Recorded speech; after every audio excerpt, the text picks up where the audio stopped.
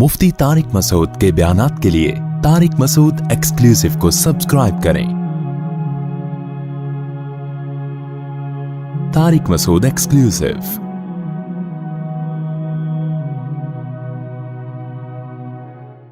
जब भी कोई किसी को पैसे देता है कारोबार की नीयत से, देखो पैसे कर्ज के लिए दिए जाते हैं कभी, और उसकी तारीख मुतय्यन कर दी जाती है कि मैं आपको कर्ज दे रहा हूँ 2 महीने के लिए।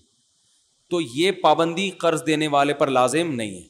2 महीने के लिए कर्ज दिया, अगले दिन आपकी मीटर घूम गया, आपने कहा वापस, तो आपको हक हासिल है, क्योंकि आपका पैसा है, जब चाहें आप वापस मांग सकते हैं। तो ये 2 महीने 4 महीने महज एक अखलाकी पाबंदी होगी, शरअन इसकी जिम्मेदारी लाजिम नहीं है। जिसका पैसा हो उसको हर वक्त इख्तियार है। उसने कहा था 1 साल बाद लूंगा, लेकिन कल भी वापस मांग सकता है। हाँ, सामने वाला अगर मजबूर है, मोहताज है, देने की कुदरत नहीं है, तो फिर इस्लाम ने तरगीब दी है फनज़िरतुन इला मैसरा, उसे कुछ वक्त मोहलत। ये अखलाकी पाबंदी है। तो और अगर बिजनेस के लिए पैसा दिया है तो फिर इसकी 2 सूरतें हैं। अगर आपने पहले से एग्रीमेंट किया है कि मैं आपको कारोबार के लिए पैसा दे रहा हूं और 1 साल तक पैसा निकालूंगा नहीं, तो फिर 1 साल की पाबंदी लाजिम। और अगर ऐसी कोई बात नहीं हुई थी भाई पैसा दे रहा हूं, तो वो जब चाहो वापस निकाल लो। अलबत्ता अगर वो पैसा कहीं इन्वेस्ट कर चुका है और फौरी निकालने में इसका अच्छा खासा नुकसान हो रहा है, तो फिर हम उसको इतनी मोहलत देंगे कि जो एसेट्स हैं वो बिक सकें मुनासिब रेट पर, ठीक है ना। तो उतनी वो एक जो मजबूरी में जितनी गुंजाइश थी, वो उसकी तफसील फिर उलमा से आप पूछ सकते हैं, यानी जितनी मजबूरी में उसको गुंजाइश देना बनता है, लेकिन हर वक्त अपना पैसा वो निकाल सकता है। तो शौहर ने बीवी से पैसे लिए थे कारोबार के लिए, बेगम का दिमाग घूम गया क्योंकि सालों को पता चल गया होगा, उन्होंने बोला होगा क्यों दिए, हम जब हैं। एक मिसाल दे रहा हूं, अभी ये तो किसी खातून ने पूछा है ना, बोलेंगे यार मेरे भाइयों को बदनाम कर रहे हो, इनकी बात मैं नहीं कर रहा, इनके अलावा की बात कर रहा हूं। तो होता यही है आम तौर पर, जब बेगम शौहर को पैसे देती है, बेगम के भाइयों को पता चल जाए तो उनका मीटर शार्ट होता है। शौहर तो बीवी को देता ही नहीं कारोबार के लिए पैसे आम तौर पे, ठीक है ना, लेकिन उल्टा होता है कि मामला बीवी शौहर को दे देती है बाज दफा। तो अब शौहर वापस ना करे तो गुनाहगार है भाई। बेगम जब चाहे पैसा वापस मांग सकती है और शौहर पर वाजिब है क्योंकि कोई एग्रीमेंट नहीं हुआ था ना 1 महीना 2 महीने का, तो फौरन कारोबार समेट के पैसे वापस लौटाना वाजिब है। तो अगर नहीं लौटा रहा तो जुल्म कर रहा है, गुनाह कर रहा है। आइंदा मियाँ को चाहिए पैसे लेते हुए 100 दफा भाई किसी भी वक्त वापसी का मुतालबा हो सकता है। असल में लोग मामलात में साफ नहीं है, यही तो हम चीख रहे हैं। मैं सोच रहा हूं किसी दिन वर्कशॉप करवाऊं, बिठा के ना मामलात लिखना, अपने बच्चों की जैसे ABCD लिखवाया जाता है ना, ऐसे सिखाऊं। बहुत ज़्यादा खैर ऐसी वर्कशॉप करवाऊं, मैं पूछूं आपके पास क्या क्या है, आपके घर में फ्रिज किसका है, कह रहे फ्रिज तो पता नहीं। क्यों नहीं पता भाई, मर गए तो 50,000 का तो ये फ्रिज है, किसको विरासत मिलेगी? लिखो लिखो ये किसका है, हर चीज तय करो। इतना इतना पैसा कारोबार में इन्वेस्ट किया हुआ है, आप मर गए तो वो किसको मिलेगा?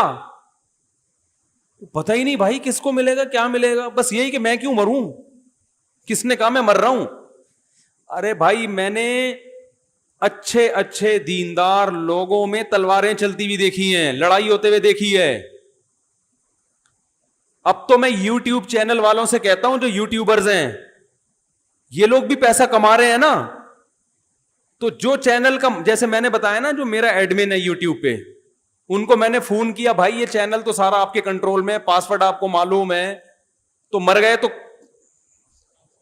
पासवर्ड तो कब्र में चला जाएगा ठीक, तो बयानात के लिए क्या दूसरा चैनल बनाएंगे? तो मैंने कहा भाई कौन है आपके बाद नामजद, हालांकि जवान लड़के हैं माशाल्लाह, अहमद तालिब, अल्लाह उनकी उम्र में बरकत दे, बड़ा काम किया उन्होंने, सारा चैनल वही चला रहे हैं बड़े इखलास के साथ।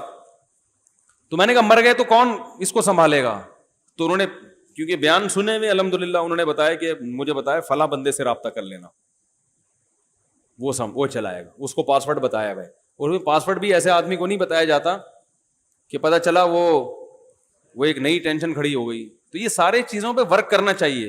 हम तो सोचते रहते हैं अल्लाह का शुक्र है, उनको मैंने बताया मैं मर गया तो क्या होगा, आप मर गए तो। मैं हर वक्त जो भी मुझसे मिलता है ना, کوئی معاملہ کرتا ہے میں پہلا سوال پوچھتا ہوں مر گیا تو کیا ہوگا, تو مجھے پہلے اس کا جواب دو, کیونکہ بڑی پیچیدگی دینداروں میں بڑی لڑائیاں ہو رہی ہیں.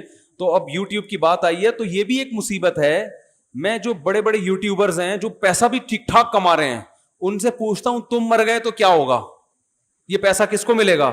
ان کے پاس اس سوال کا جواب نہیں ہوتا. خاص طور پہ جو دیندار لوگ ہیں نا, تو بھائی یہ کوئی ٹرسٹ میں دے دو یا کیا ہے, اس کے بعد کون چلائے گا, کون اس کا والی وارث ہے, کسی کے پاس اس سوال کا جواب نہیں ہوتا. خاندانی لڑائیاں ہو جائیں گی.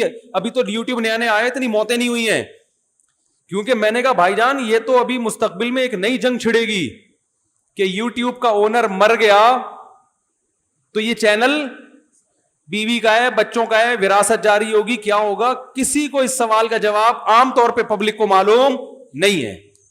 اور پھڈے سامنے آنا شروع ہو گئے, کیسز آنا شروع ہو گئے. ہم نے تو پیش گوئی کی تھی, کیسز بھی سامنے آ گئے ہیں کہ جی فلاں کا انا للہ ہو گیا, ان کا چینل پہ لڑائیاں ہو رہی ہیں اب, کیونکہ مشہور چینل ہو گیا. فلاں کہہ رہے میں یہ اس ویڈیو کا اونر میں ہوں, وہ کہہ رہے یہ کاپی رائٹ کا حق وہ تو یوٹیوب نے دیا ہوا ہوتا ہے جس کو, لیکن شرعی طور پر کون ہے؟ نہیں یار یہ بات دیکھو, ایک میرا پلاٹ ہے, میں اپنے بڑے بیٹے کے کو وصیت کر کے چلا جاتا ہوں کہ میرے بڑے بیٹے کو یہ پلاٹ ملے گا میرے مرنے کے بعد, تو قانونی طور پر بین الاقوامی قانون یہ کہ بڑے بیٹے کو ملے گا. شریعت اس قانون کو نہیں مانتی. ویسے یوٹیوب کا بھی یہ قانون ہے شرعی. سمجھ میں نہیں آ رہی بات کہ آپ کے مرنے کے بعد یہ ہے کس کا؟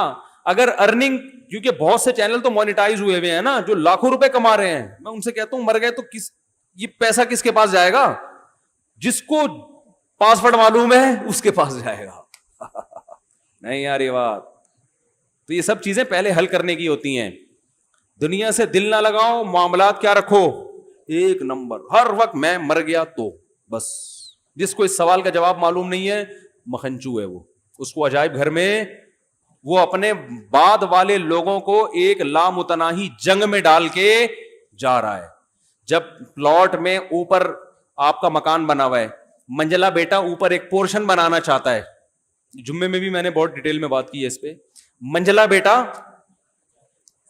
کیونکہ منجلے کا اس لیے کہہ رہا ہوں, بڑا والا تو امریکہ جا چکا ہوتا ہے پڑھ لکھ کے, چھوٹا والا ابھی اسٹیبل نہیں, تو منجلے سارے مسئلے کھڑے کر رہے ہوتے ہیں. منجلے کیا کر رہے ہوتے ہیں وہ, نہ ادھر کے نہ ادھر کے ہوتے ہیں. تو وہ کہہ رہا ہے میں اوپر ابو اس پورشن کے اوپر کیا بناؤں گا, ایک گھر بناؤں گا. تو فوراً اس سے پوچھو کہ یہ آپ نے اس کے اوپر ایک گھر بنا لیا, نیچے والا تو ابا کا ہو گیا, فرض کرو ابا کا انتقال ہو گیا, پھر کیا ہوگا؟ کیونکہ نیچے والا پورشن تو وراثت میں کیا ہو جائے گا, مشترک. جب مشترک ہو گیا, ایک بھائی کا میٹر گھوما, اس نے بولا میں اسے بیچتا ہوں, مجھے میرا حصہ چاہیے. کیا خیال ہے بھائی جان؟ یا دو کا میٹر گھوم گیا, انہوں نے کہا ہم اسے بیچتے ہیں, ہمیں کیا چاہیے, حصہ. آپ نے اوپر والا اس لیے بنایا تھا کہ نیچے ابا اما رہتے ہیں, اجنبی کو نیچے آپ برداشت نہیں کرو گے, کیونکہ سیڑھیاں اپنے اندر سے ہی, کوئی انٹرنس الگ سے تو ہے نہیں.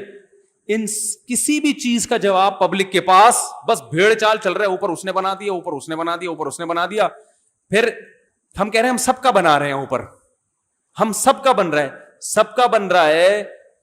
اب دیکھو ایسے کیسز ہو رہے ہیں, ابا کا انتقال ہوا, ایک پورشن ہے, سب مشترک رہ رہے تھے, پیسہ ایک نے زیادہ لگایا ہے اس میں. پیسہ کس نے زیادہ لگایا؟ ایک نے. اس لیے کہ ابھی تو سب رہ رہے ہیں. او بھائی جب الگ ہوگے تو فیصلہ کرو کہ جس نے زیادہ پیسہ لگایا ہے اس کو الگ سے ملے گا کہ نہیں ملے گا. اس سوال کا جواب پبلک کے پاس نہیں ہوتا, پھر مفتیوں کو پریشان کرتے ہیں. اب ہوتا پتہ ہے کیا ہے, مشترک گھر بنا دیا نا لوگوں نے, کر کیا رہے ہیں, گھر بنا دیا منجلے بیٹے نے, اس میں کچن منجلے بیٹے نے بنا دیا, اس کو کھانے پینے کا زیادہ شوق تھا. واش روم بنا دیا چھوٹے نے, کیونکہ ان کا اکثر ٹائم کہاں گزرتا تھا, واش روم پہ. اس کو چاہیے واش روم اچھا. جو منجلے کو قبض رہتا ہے اس کو واش روم میں دلچسپی, اس کو کچن میں دلچسپی ہے, کچن اس نے اچھا بنا دیا. ایک نے واش روم پہ پیسہ لگایا, کیونکہ اس وقت یہ دماغ میں ہے ہی نہیں کہ ہم مریں گے اور جدا ہوں گے اور وراثت تقسیم ہوگی. اس وقت یہ رہ رہے ہیں بھائی, اس نے نلکا لگا دیا, اس نے کچن بنا دی, کیا جا رہا ہے. اب اچانک سچویشن چینج ہو جاتی ہے.